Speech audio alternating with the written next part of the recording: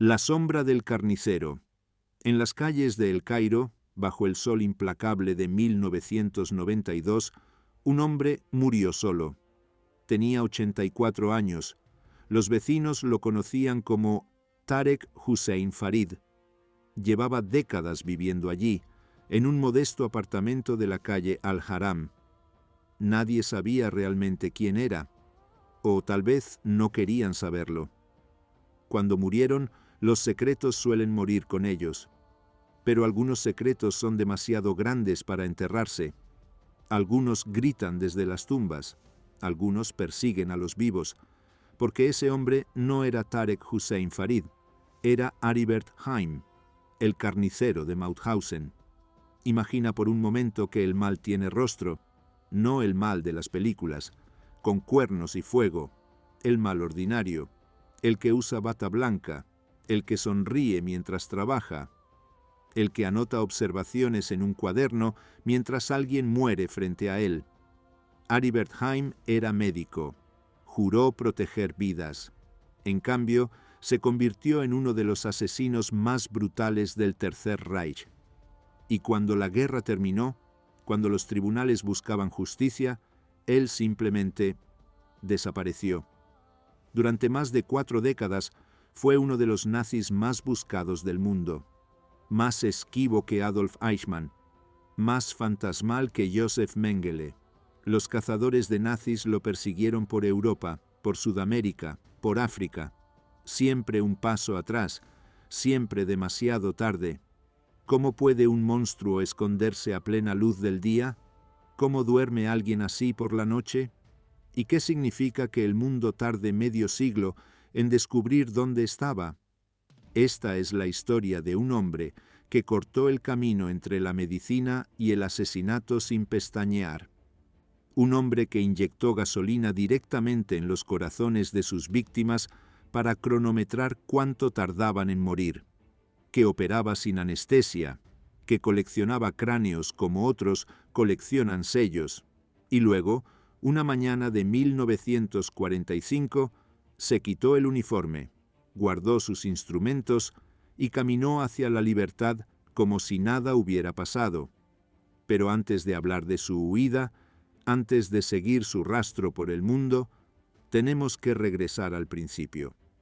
Tenemos que entender cómo un joven de Radkersburg, un pueblo tranquilo en la frontera austriaca, se convirtió en el carnicero de Mauthausen, porque los monstruos no nacen monstruos. ¿O sí? Capítulo 1. El joven prometedor Radkersburg, Austria. 1914. El mundo está a punto de arder, pero en este pequeño pueblo junto al río Mur, la vida sigue su ritmo tranquilo. Las campanas de la iglesia marcan las horas, los comerciantes abren sus tiendas, las mujeres lavan ropa en el río, y en una casa modesta del centro nace un niño. Lo llaman Aribert Ferdinand Haim. Su padre es policía, un hombre de orden, de disciplina, de uniformes bien planchados. Su madre es ama de casa, devota, dedicada. Una familia normal, respetable. Nadie diría, mirando a ese bebé, que están viendo al futuro carnicero de Mauthausen, porque así es como funcionan estas historias, ¿verdad?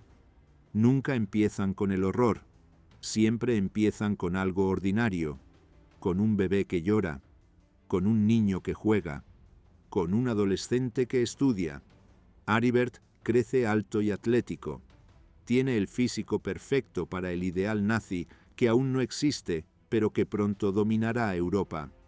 Rubio, de ojos claros, fuerte. Practica natación, gana competencias, es rápido, elegante en el agua. Sus compañeros lo admiran, sus profesores lo alaban. En 1933, cuando tiene 19 años, Aribert toma una decisión que marcará su vida. Estudiará medicina, quiere ser médico, quiere curar, quiere salvar vidas. ¿Lo crees?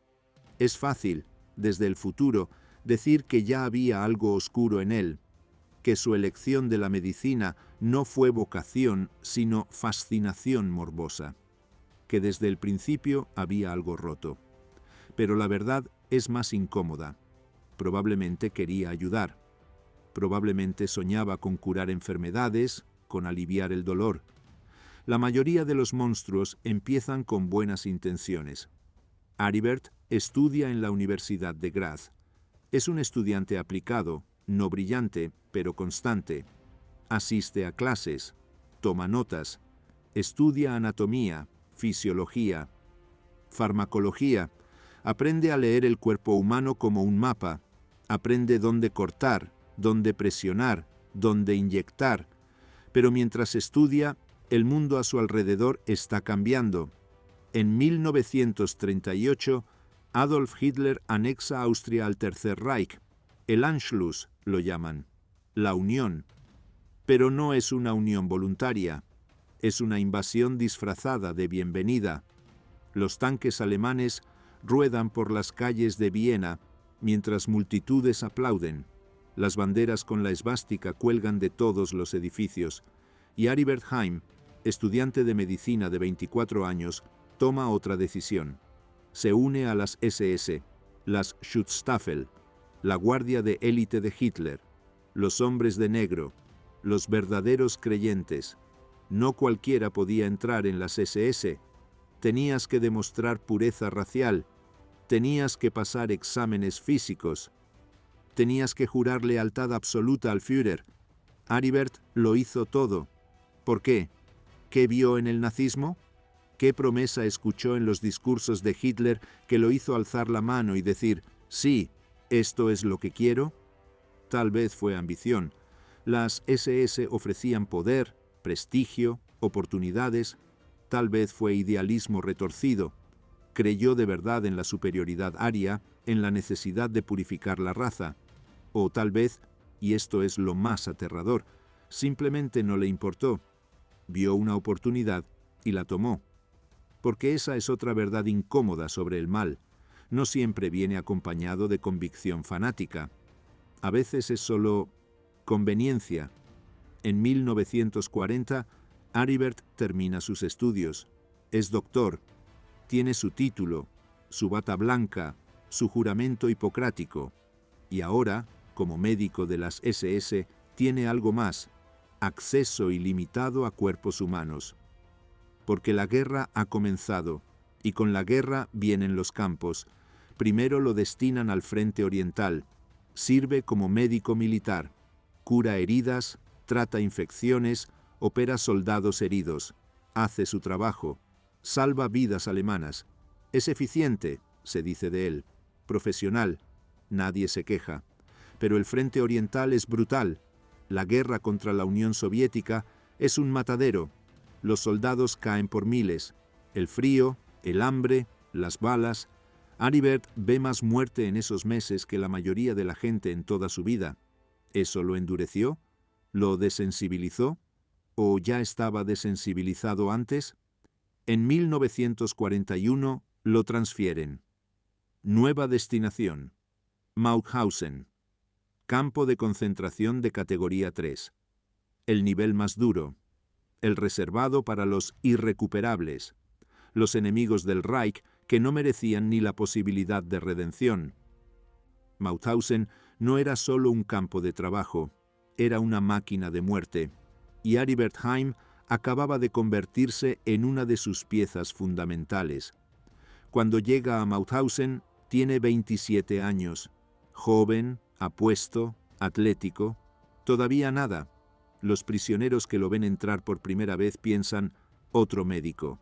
Tal vez este sea diferente, tal vez este tenga compasión. ¿Cuántos se equivocan? Capítulo 2. Las puertas del infierno. Mauthausen está construido sobre una cantera. No es casualidad. Los nazis eligieron ese lugar específicamente porque había piedra, granito, útil para sus monumentos, para sus edificios del Reich de los 1000 años. Y necesitaban trabajadores para extraerla. Trabajadores que no importaba si morían en el proceso, porque morirían de todas formas. El campo se alza sobre una colina, rodeado de muros gruesos de piedra y torres de vigilancia. Desde fuera podría parecer una fortaleza medieval. pero por dentro es algo peor. Es una fábrica sistemática de sufrimiento. Los prisioneros llegan en trenes, hacinados en vagones de ganado, sin agua, sin comida, sin baños. Algunos ya están muertos cuando las puertas se abren. Los que pueden caminar son empujados hacia el campo. Los que no, son arrastrados. La cantera está en la base de la colina. 186 escalones de piedra la conectan con el campo principal. Los llaman la escalera de la muerte. Cada día, los prisioneros bajan esos escalones para trabajar en la cantera. Pican piedra, cargan bloques de granito que pesan 50 kilos o más. Luego suben la escalera, con la piedra a la espalda. 186 escalones, arriba y abajo, todo el día. Los guardias se divierten, empujan a los prisioneros, los hacen correr, los golpean si se caen, y cuando alguien se derrumba, cuando el cuerpo ya no puede más, simplemente lo tiran por el precipicio de la cantera. Hay una pared en la cantera que los prisioneros llaman el muro de los paracaidistas, no porque haya paracaidistas, sino porque los guardias obligan a los prisioneros a saltar desde allí, o los empujan, y cuando caen, cuando sus cuerpos se estrellan contra las rocas 15 metros más abajo, sus brazos y piernas se extienden, como paracaídas. Los guardias ríen. Este es el mundo al que llega Aribert Haim en 1941. Su trabajo, oficialmente, es mantener sanos a los prisioneros. Irónico, ¿verdad? En un lugar diseñado para matarlos, se supone que el médico debe mantenerlos vivos. Al menos lo suficiente para que puedan trabajar, al menos hasta que ya no sean útiles. Pero Aribert interpreta su papel de manera diferente. Tiene una oficina en el campo, una sala médica, blanca, limpia, con instrumentos quirúrgicos cuidadosamente ordenados. Hay una camilla, una mesa con frascos y jeringas, una báscula para pesar órganos, porque Aribert no solo trata enfermedades, experimenta.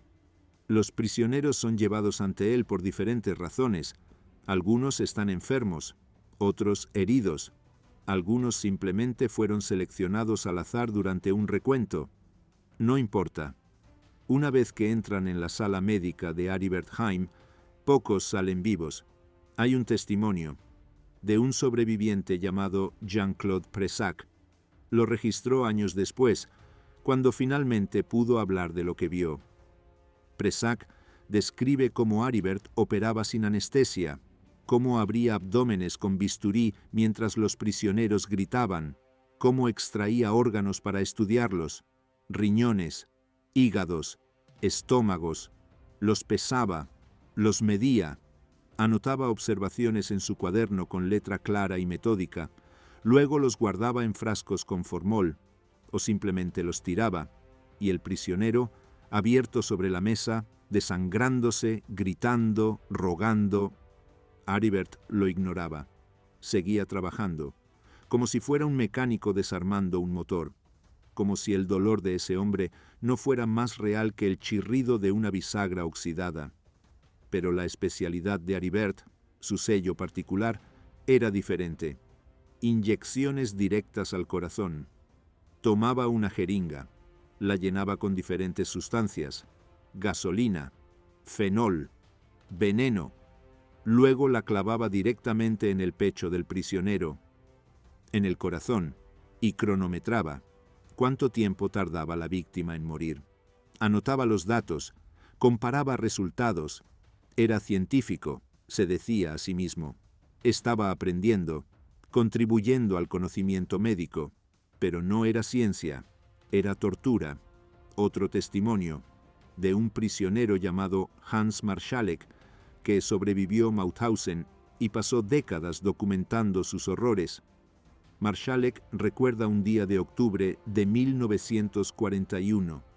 Acababa de llegar un transporte de prisioneros holandeses, jóvenes, la mayoría, activistas, estudiantes, resistentes. Aribert los examina. Selecciona a varios, uno por uno. Los llama a su sala médica. El primero entra caminando, sano, fuerte.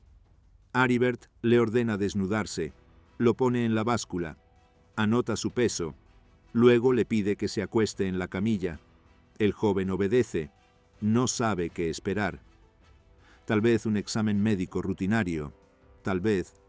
Aribert toma una jeringa, la llena con fenol, una sustancia cáustica, venenosa. Se acerca, sin una palabra, sin explicación, clava la aguja en el pecho del joven, directo al corazón. El prisionero convulsiona, sus ojos se abren enormes, trata de gritar pero no puede, su cuerpo se arquea, las manos se aferran a la camilla, los músculos se tensan, se retuercen. Aribert mira su reloj, anota la hora. El joven tarda 4 minutos en morir. Aribert escribe en su cuaderno: inyección de fenol, varón, 23 años, 70 kilos, muerte en 4 minutos, convulsiones intensas, pérdida de conciencia en 2 minutos. Luego llama al siguiente. Esa tarde, Aribert Haim mató a 18 prisioneros holandeses, uno tras otro, con la misma eficiencia fría, algunos con fenol, otros con gasolina. Probaba, comparaba, anotaba. Los cuerpos eran arrastrados afuera y apilados como leña, y cuando terminó su turno, Aribert se quitó la bata, se lavó las manos y fue a cenar. Hay algo que deben entender sobre Mauthausen, sobre todos los campos nazis. No eran lugares de caos, eran lugares de orden, de burocracia, de rutina. Cada mañana los prisioneros eran contados, cada muerte era registrada, cada transporte documentado. Había formularios para todo, formularios para ejecuciones, formularios para experimentos médicos, formularios para la entrega de cadáveres al crematorio. Aribert Haim llenaba sus formularios diligentemente, porque eso es lo que hace el mal burocrático. Se organiza, se documenta, se justifica con papeles y sellos oficiales. Las víctimas de Aribert no eran solo los que mataba directamente. También estaban aquellos a quienes dejaba morir, los prisioneros enfermos que podría haber tratado pero no lo hizo, los heridos a quienes podría haber salvado pero ignoró. En un lugar como Mauthausen, la decisión de no actuar era también una forma de asesinato, y Aribert elegía constantemente no actuar, a menos, claro, que viera una oportunidad para experimentar. Hay una historia particularmente macabra. Un prisionero judío llamado Jacob desarrolló una infección grave en la mandíbula, dolor insoportable, fiebre alta, necesitaba antibióticos o al menos algún tratamiento básico. Aribert tenía otra idea. Sin anestesia, operó a Jacob, pero no para curarlo, para extraerle la mandíbula completa. Quería el cráneo. Le parecía interesante, una buena adición a su colección. Jacob no murió durante la operación. Eso habría sido demasiado rápido. Aribert lo dejó vivo, con el rostro destrozado, la boca abierta en una herida sangrienta. Jacob tardó 2 días en morir, 2 días de agonía que nadie puede imaginar. Y cuando finalmente murió, Aribert limpió su cráneo, lo pulió, lo guardó en un estante, como un trofeo. ¿Cómo procesa la mente humana esto? ¿Cómo puede alguien hacer estas cosas y luego ir a dormir? ¿Y levantarse al día siguiente y hacerlo de nuevo? Tal vez la respuesta es que Aribert Haim había dejado de ver a los prisioneros como humanos. Eran especímenes, objetos de estudio, material para sus experimentos, o tal vez, y esto es aún más perturbador, simplemente no le importaba. Sabía que eran humanos, sabía que sufrían, y no le importaba, porque tenía poder, y el poder, sin empatía, sin límites, sin consecuencias, se convierte en crueldad pura. Los prisioneros lo llamaban Der Schlechter, el carnicero. Cuando veían a Aribert Haim caminando por el campo, con su bata blanca impecable, su cabello rubio peinado hacia atrás, su rostro inexpresivo, sentían terror absoluto, porque sabían que si él te señalaba, si te llamaba, si decidía que eras interesante, no volverías. Un sobreviviente recordaba: preferíamos cualquier cosa antes que ir a la enfermería, preferíamos morir trabajando en la cantera, al menos ahí la muerte era rápida. Con Haim podía tomar horas, días, pero la estancia de Aribert en Mauthausen fue relativamente corta, solo unas semanas en octubre de 1941. Luego fue transferido de nuevo. Otros campos, otros destinos. Algunos historiadores estiman que en esas pocas semanas, Aribert Haim mató personalmente a más de 300 personas. 300 vidas, cada una con nombre, con historia, con familia, cada una reducida a una entrada en su cuaderno, a un número, a un dato. Y cuando se fue de Mauthausen, no miró atrás, no sintió remordimiento, no perdió el sueño, siguió adelante con su carrera, con su vida, como si nada hubiera pasado, porque para él tal vez nada había pasado, tal vez, en su mente retorcida, solo había estado haciendo su trabajo. Pero las paredes de Mauthausen recuerdan, la piedra de la cantera recuerda, los 186 escalones de la escalera de la muerte recuerdan, y los pocos que sobrevivieron, que vieron al carnicero trabajar, que escaparon de su mesa de operaciones, ellos nunca olvidaron sus ojos fríos, su precisión mecánica, la forma en que anotaba sus observaciones mientras ellos gritaban. Nunca olvidaron que el mal puede venir vestido de bata blanca, que puede tener título universitario, que puede parecer desde fuera perfectamente normal, pero por dentro está podrido hasta el alma. Capítulo 3. El final de la guerra. 1945. El Tercer Reich se desmorona. Las ciudades alemanas arden bajo los bombardeos aliados. Los ejércitos soviéticos avanzan desde el este. Los americanos y británicos desde el oeste.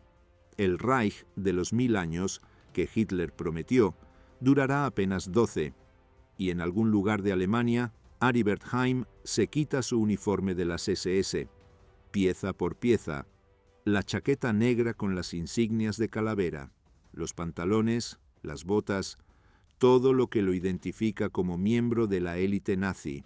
Lo guarda, lo esconde, lo entierra. Luego se pone ropa civil, una camisa simple, pantalones ordinarios. Se mira al espejo. Ya no es el doctor de las SS, ya no es el carnicero de Mauthausen. Es solo Aribert Haim, un médico más entre millones de refugiados. La transformación es perfecta, porque eso es lo que hicieron miles de nazis cuando vieron que la guerra estaba perdida.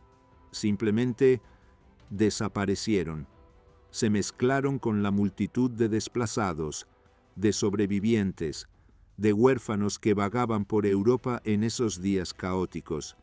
Europa era un continente en ruinas, millones de personas sin hogar, sin documentos, sin identidad verificable, los caminos llenos de columnas interminables de refugiados, alemanes huyendo del este, polacos buscando lo que quedaba de sus casas, judíos sobrevivientes tratando de encontrar a sus familias. En ese caos, ¿quién iba a notar a un médico más? Aribert tiene una ventaja sobre muchos de sus colegas nazis. No es famoso, no apareció en los noticieros, no dio discursos públicos. Era un engranaje del sistema, no su rostro visible. Los aliados están buscando a los grandes nombres: Göring, Himmler, Mengele, los arquitectos del horror. Un médico de campo que pasó unas semanas en Mauthausen no está en las primeras listas, y Aribert lo sabe. Se refugia en Bad Nauheim, una pequeña ciudad al norte de Frankfurt, una ciudad balneario, conocida por sus aguas termales. Antes de la guerra, era un lugar elegante, donde la burguesía alemana iba a relajarse. Ahora está llena de refugiados y soldados americanos. Aribert alquila una habitación, vive tranquilamente, sale poco. Cuando lo hace, es cortés, educado, un hombre discreto que ha perdido todo en la guerra, como tantos otros. Los americanos controlan Bad Nauheim, tienen puestos de control, registros, están tratando de identificar a los nazis peligrosos, pero están abrumados. Tienen que procesar a millones de alemanes, y no todos los nazis dejaron registros claros. Aribert se registra como médico, usa su nombre real. ¿Por qué no? Nadie lo está buscando específicamente. Todavía. Pasan los meses. 1946. Los juicios de Nuremberg comienzan. El mundo ve, por primera vez, la magnitud completa del Holocausto, las cámaras de gas, los experimentos médicos, los campos de exterminio, millones de muertos, 6 millones de judíos, polacos, rusos, gitanos, homosexuales, discapacitados, pueblos enteros borrados del mapa. Y el mundo pregunta, ¿cómo fue posible? Los líderes nazis, sentados en el banquillo de los acusados en Nuremberg, ofrecen sus respuestas. Algunos niegan saber. Otros dicen que solo seguían órdenes. Algunos, como Göring, son desafiantes hasta el final. Pero nadie dice la verdad completa, que fue posible porque miles de personas ordinarias decidieron participar. Médicos como Aribert Heim, burócratas que llenaban formularios, ingenieros que diseñaban cámaras de gas, químicos que fabricaban el Ciclón B, conductores de tren que llevaban a las víctimas, guardias que vigilaban, secretarias que archivaban. Todos ellos sabían, y todos eligieron continuar. Aribert observa los juicios desde la distancia, lee los periódicos, escucha la radio, ve cómo ahorcaron a algunos de los líderes nazis en octubre de 1946. ¿Siente miedo? ¿Culpa? ¿Arrepentimiento? No lo sabemos. Nunca habló de ello. Nunca dejó un diario confesional. Nunca se disculpó. Lo que sí sabemos es que decide que Bad Nauheim es demasiado arriesgado. Hay demasiados investigadores, demasiadas preguntas. Necesita un lugar mejor para esconderse. En 1947, Aribert se traslada. Su nuevo destino, Friedrichshafen, una ciudad junto al lago Constanza en la frontera con Suiza. Una ubicación estratégica. Si las cosas se ponen difíciles, Suiza está a solo unos kilómetros, y en Friedrichshafen, Aribert hace algo audaz. Abre una consulta médica. Pon atención a esto. Un criminal de guerra nazi, buscado por asesinato masivo, abre una clínica, con su nombre real, atiende pacientes, les receta medicamentos, les cobra por sus servicios, y nadie lo detiene. ¿Cómo es posible?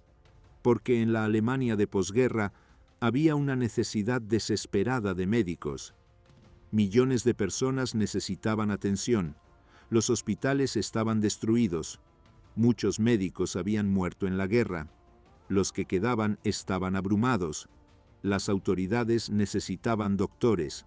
Hacían preguntas, sí, pero no demasiadas, especialmente si el médico parecía competente. Y Aribert era competente. Sabía medicina, sabía cómo tratar infecciones, cómo suturar heridas, cómo recetar. El hecho de que hubiera usado ese conocimiento para torturar y matar, bueno, eso no se veía en su título universitario.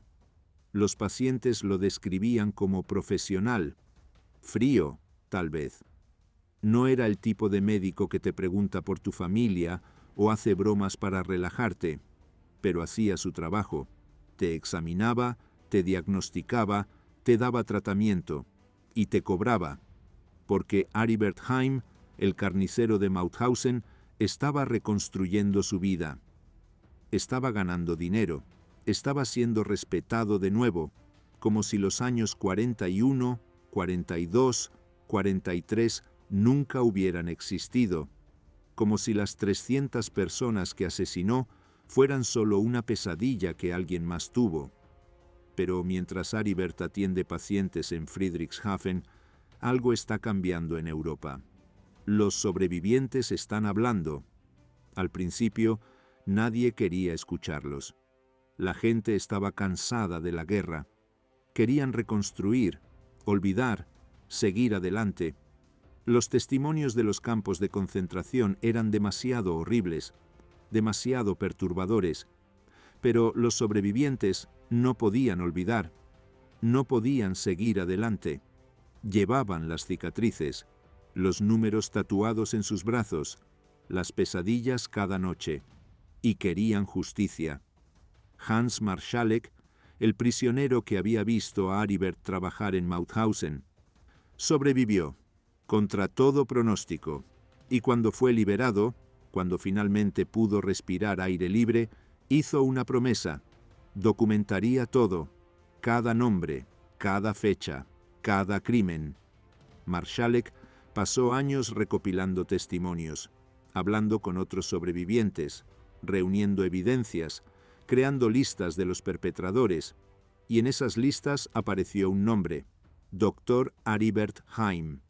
Los testimonios eran consistentes. Prisionero tras prisionero recordaba al médico alto, rubio, de ojos fríos, el que operaba sin anestesia, el que inyectaba veneno directamente al corazón, el que coleccionaba cráneos, el carnicero. En 1947, las autoridades austríacas emitieron una orden de arresto contra Aribert Heim. Los cargos: crímenes de guerra, asesinato múltiple, tortura. Pero había un problema. No sabían dónde estaba. Bueno, en realidad sí sabían. Estaba en Friedrichshafen, atendiendo su consulta. Pero la comunicación entre las autoridades austriacas y alemanas era caótica. Los archivos estaban desorganizados, las cartas se perdían, los teléfonos no funcionaban, y para cuando la policía alemana recibió la orden y fue a buscarlo, Aribert había desaparecido. Alguien lo había advertido, tal vez otro ex-nazi, tal vez un paciente simpatizante, tal vez simplemente su propio instinto de supervivencia. Pero se fue, cerró la consulta, empaqueó sus cosas y se esfumó. Esta vez, más cuidadosamente. 1948. La Guerra Fría comienza. Europa se divide. Alemania se parte en dos. El mundo tiene nuevos enemigos. Los nazis de ayer son menos importantes que los comunistas de hoy. Y en ese cambio de prioridades, criminales como Aribert Heim encuentran nuevas grietas por donde escurrirse.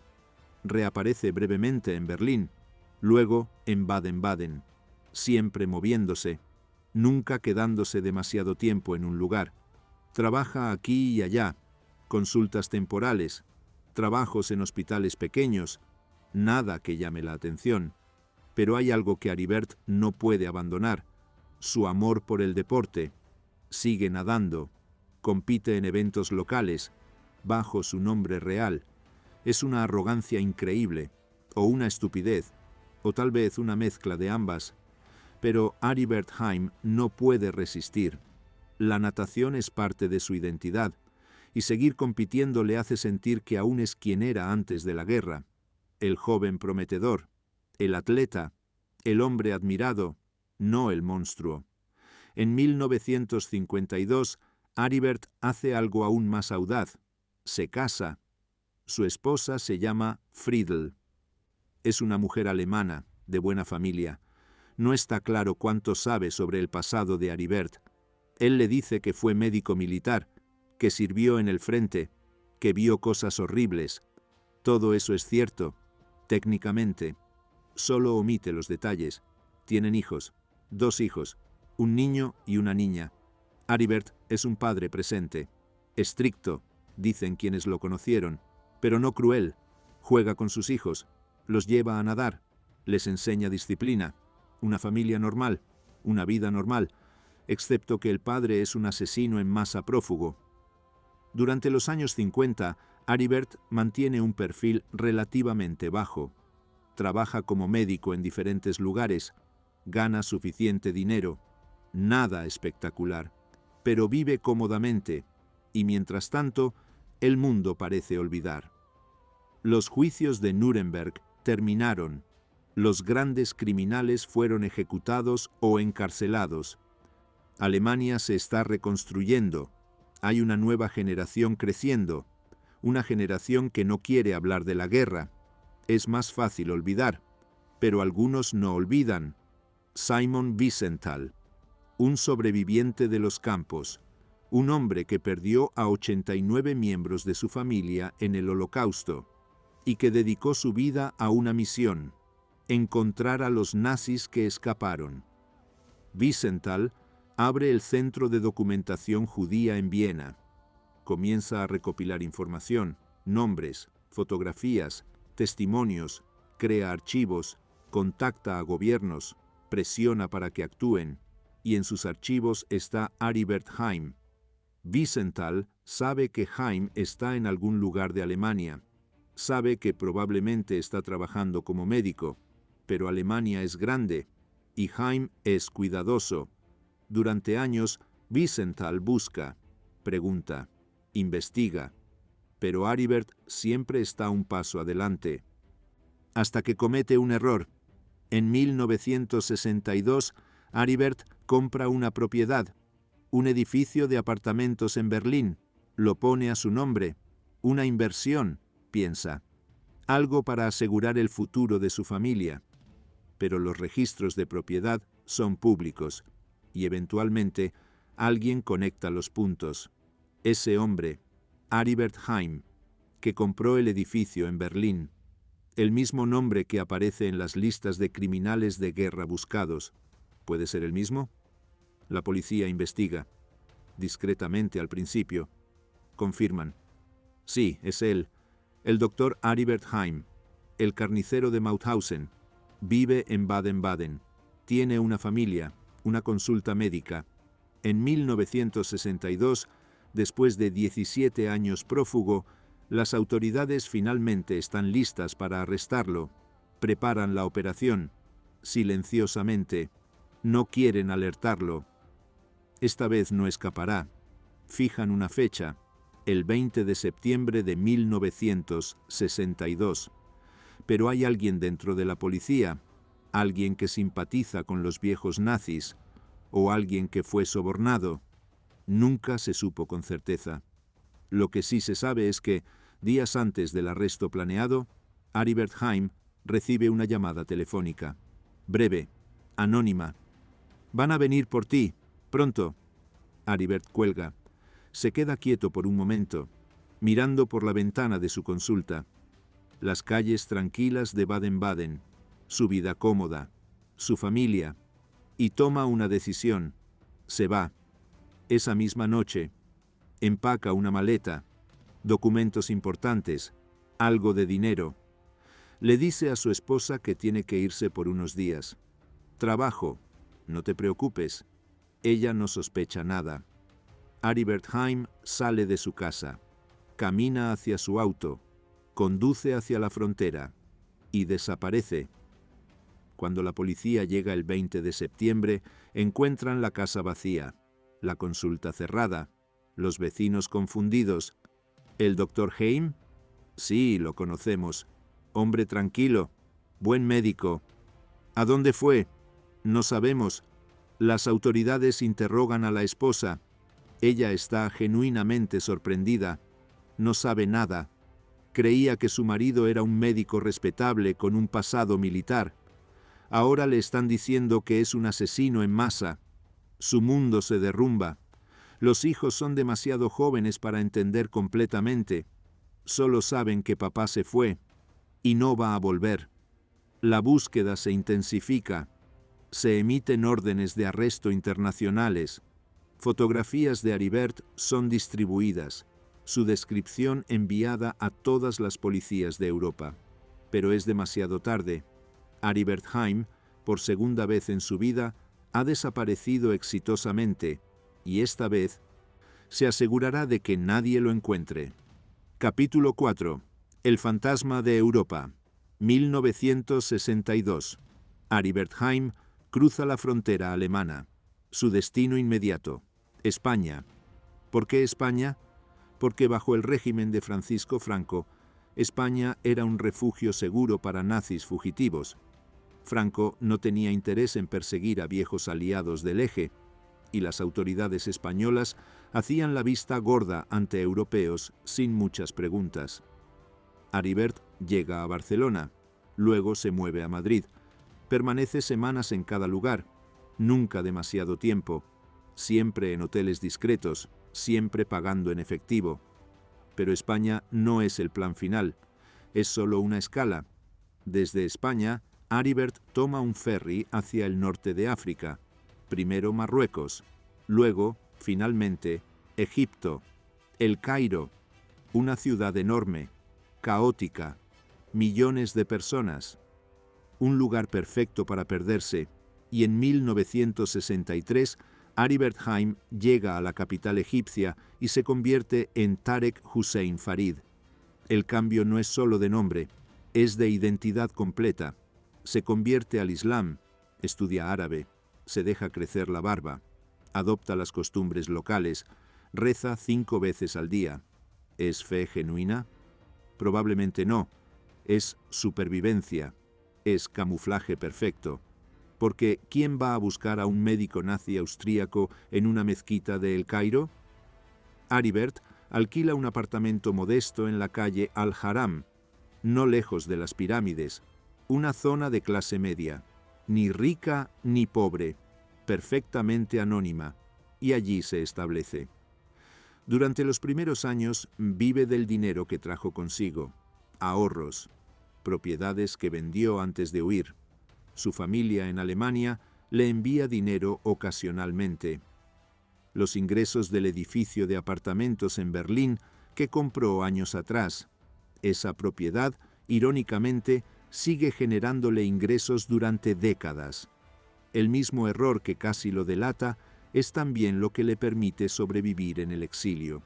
Pero eventualmente necesita trabajar, necesita hacer algo con sus días, así que abre una pequeña consulta médica, nada ostentoso, un consultorio simple en un barrio de clase trabajadora.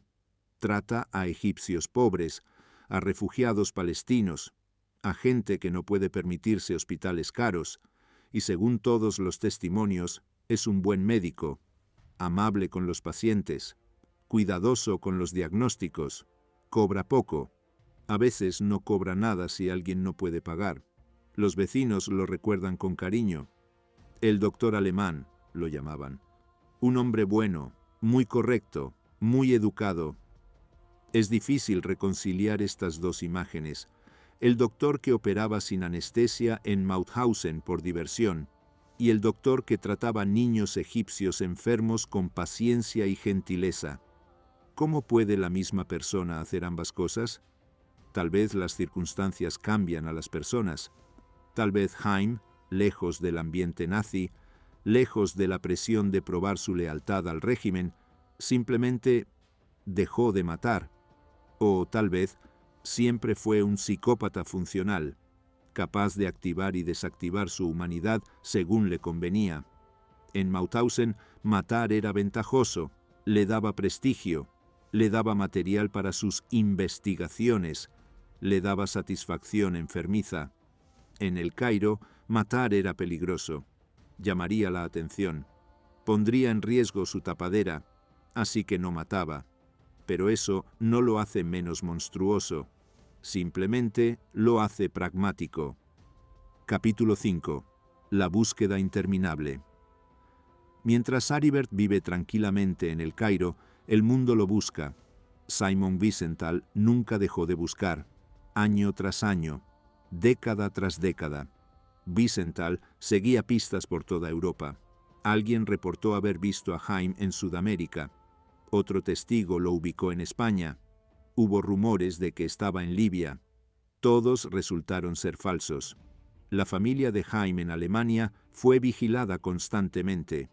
sus llamadas telefónicas interceptadas, su correo revisado, esperando que Aribert cometiera un error, que contactara directamente, que revelara su ubicación. Pero Aribert era más listo que eso. Se comunicaba a través de intermediarios, mensajes codificados, transferencias bancarias difíciles de rastrear. Su esposa, Friedel, eventualmente se divorció de él, en ausencia. No podía seguir viviendo con el peso de su nombre, con las miradas de los vecinos, con las preguntas de los periodistas. Sus hijos crecieron sin padre. Uno de ellos, Rüdiger, años después, defendería públicamente a su padre. Insistió en que Aribert no era el monstruo que describían, que era un hombre bueno que fue víctima de acusaciones falsas. La otra hija rompió completamente con el apellido Heim. Cambió su identidad. No quiso saber nada. 2 hijos, 2 reacciones completamente opuestas al mismo horror. En 1986, el programa de televisión alemán Aktenzeichen XY presentó el caso de Aribert Heim. Era uno de los shows más vistos de Alemania. Millones de espectadores vieron su fotografía, escucharon los testimonios de sobrevivientes de Mauthausen, se reportaron cientos de avistamientos en España, en Uruguay, en Estados Unidos, incluso en Australia, todos falsos, porque Aribert estaba en el Cairo, viendo las pirámides desde su ventana, tomando té en cafés locales, completamente invisible. La recompensa por su captura creció, 100.000 marcos alemanes, luego 300.000, 1.000.000, pero el dinero no sirvió de nada, porque los únicos que sabían dónde estaba Aribert eran personas que no iban a traicionarlo, su hijo Rüdiger, tal vez un par de amigos de confianza en Alemania, y ellos mantuvieron el secreto. Capítulo 6. La verdad sale a la luz, 1992. El Cairo. Aribert Heim, ahora de 84 años, se siente enfermo, débil, cansado. Ha vivido casi 30 años en Egipto, 3 décadas escondido del mundo. Ha envejecido allí.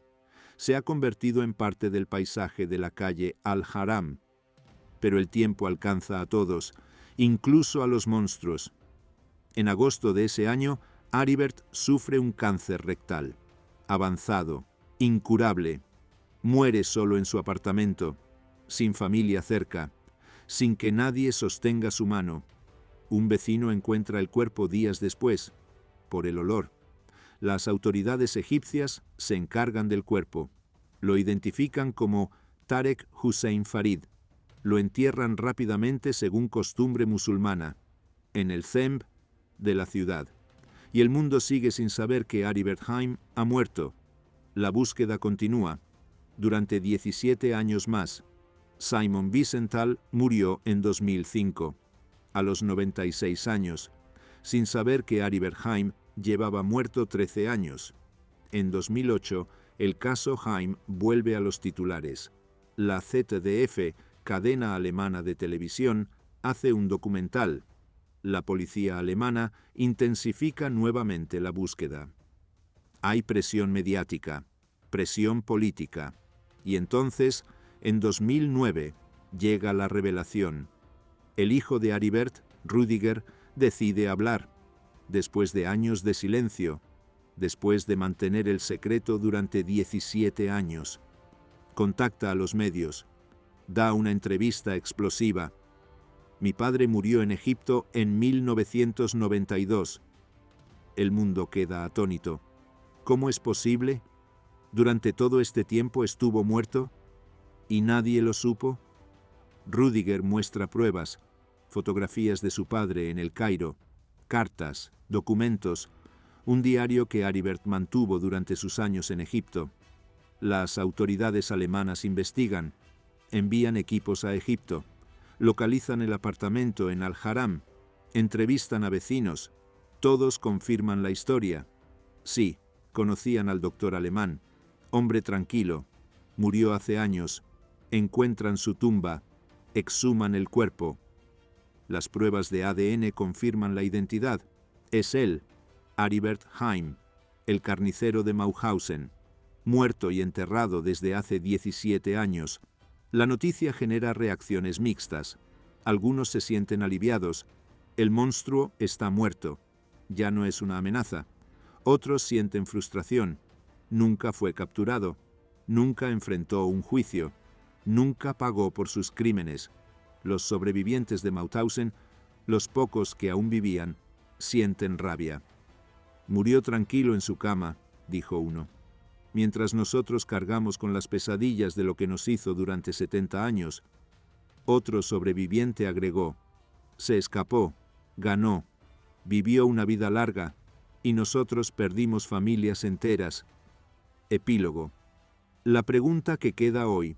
El apartamento en la calle Al-Haram ya no existe. Fue demolido hace años. En su lugar hay un edificio moderno, nuevas familias, nuevas vidas.